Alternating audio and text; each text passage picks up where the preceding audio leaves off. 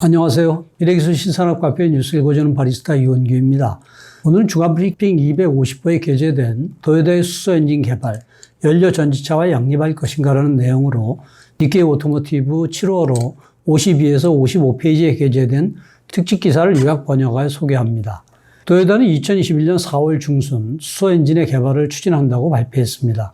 목표로 하는 것은 엔진의 탈탄소로 5월 하순에 개최되는 후지 24시간 레이스에 출전할 차량에 탑재하는 등의 계획으로 개발을 본격적으로 해나갈 계획입니다. 수소를 이용한 차량으로 연료 전지차, fuel cell vehicle를 양산하고 있는 도요타는 왜 수소 엔진을 개발하는 것일까요? 가솔린 엔진과 다른 점과 기술적 과제는 무엇인지에 대해 알아봅니다. 첫 번째는 도요타가 왜 수소 엔진을 개발하는 것인가로 세계 각국이 탄소 중립을 위해 본격적으로 나서고 있는 가운데 유럽과 중국에서 이산화탄소 배출량을 라이프 사이클로 평가하는 LCA, 라이프 사이클 어세스먼트라는 새로운 자동차 환경 규제에 대한 검토가 추진되고 있는 것이 그 배경으로 재생에너지 이용을 기본으로 하며 이동수단에 이용되는 에너지로 수소가 주목을 받고 있습니다. 수소 엔진은 연료 전지차와 마찬가지로 원리적으로는 CO2를 배출하지 않습니다.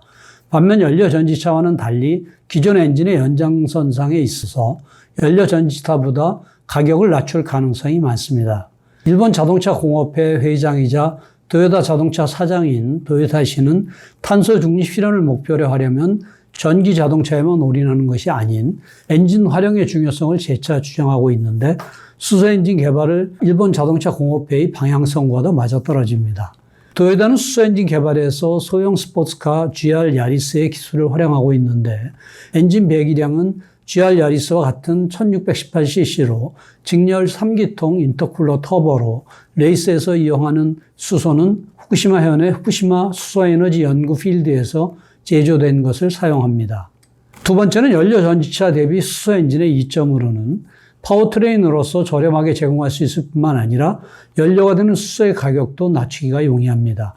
FCV용 수소는 순도가 99.7% 이상으로 높아서 고가이지만 수소 엔진용은 낮은 순도의 것을 사용할 수 있어 수소의 생성 비용을 낮출 수 있습니다. 세 번째는 배기가스가 깨끗한가로 수소 엔진의 경우 고부하 운전 시 연소 반응 과정에서 질소산화물이 많이 배출됩니다. 하지만 수소는 가연 범위가 넓기 때문에 희박한 혼합기를 안정적으로 태울 수 있으며 동기 과익률 이상의 희박 연소와 대량 배기가스 재순환을 조합해 운전하면 질소산화물 배출량을 수십에서 100ppm으로 낮출 수 있다고 합니다.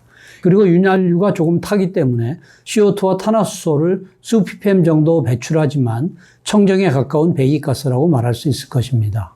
네 번째는 현재 시판되고 있는 수소 엔진이 있는지로 현재 수소 엔진으로 시판되고 있는 것은 없습니다. 다만 과거에 유일하게 시판된 수소 엔진차로는 독일의 BMW가 2007년에 양산한 하이드로젠 7이 있습니다.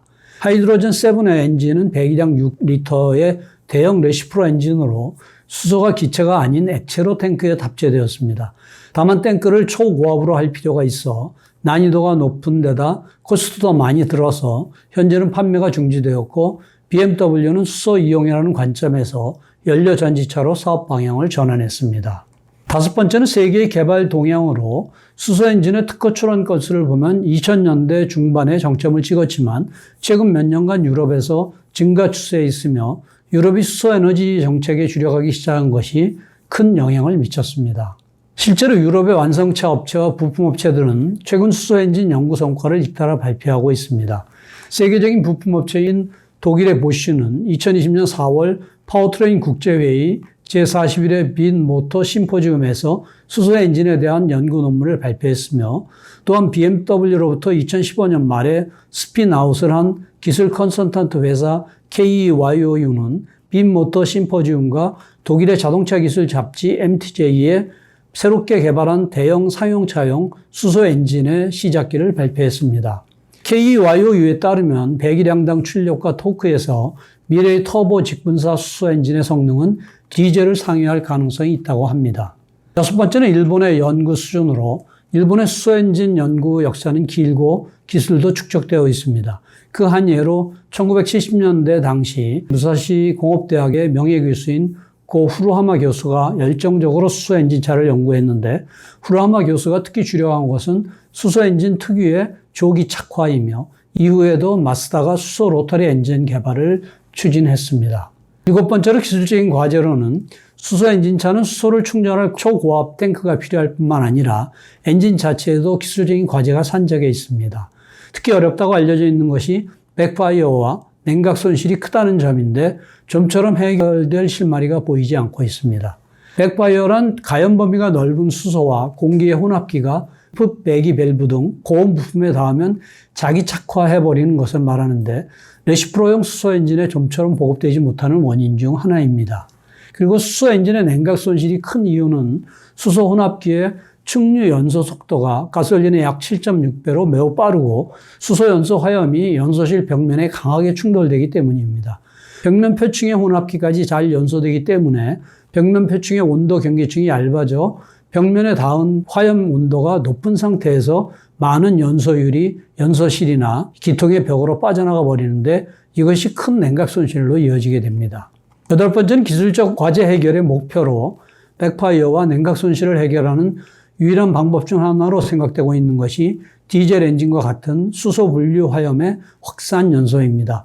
수소가스를 예혼합하지 않고 기통 내 고압직 분사에 압축 자기 착화시키는데 수소가스를 분사하면서 점화 플러그로 불을 붙이는 등 연소 화염이 연소실이나 기통 벽면에 가능한 한 충돌하지 않도록 하는 것이 중요합니다.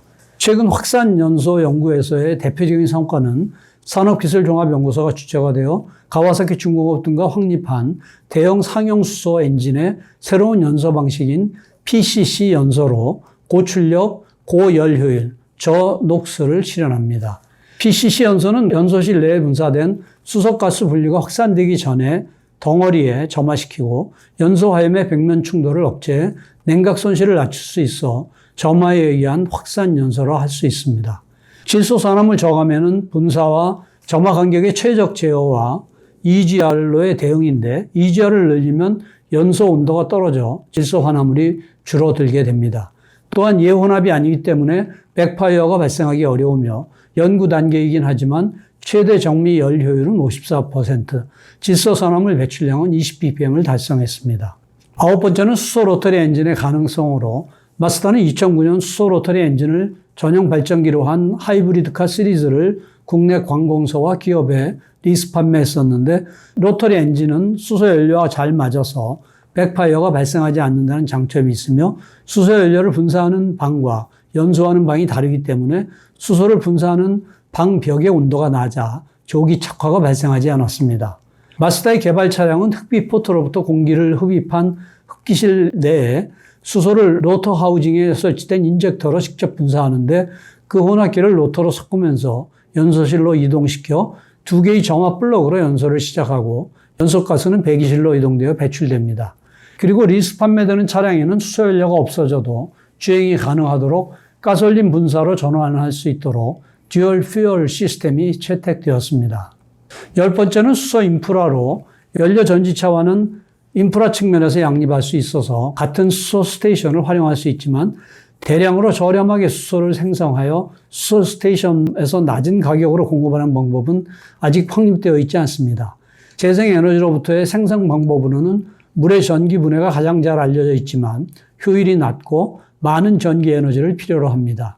또한 수소 스테이션 건설비와 유지비가 비싸고 여기에 제조 비용을 추가한 가격으로 수소를 판매해야 하지만 현재 수소 스테이션에서는 정책상 킬로그램당 1,000에서 1,100엔으로 가솔린 하이브리드의 연비와 동일한 수준의 가격으로 낮추어서 책정되어 있습니다. 이상으로 요약 소개를 마치며 보다 구체적인 내용은 센터 홈페이지 hjtic.snu.ac.kr의 미래기술 신산업 코너를 참고해 주시기 바랍니다. 다음 주에는 블록체인 기술의 사회실장, 엔터테인먼트에서 행정까지라는 내용을 소개하겠습니다. 감사합니다.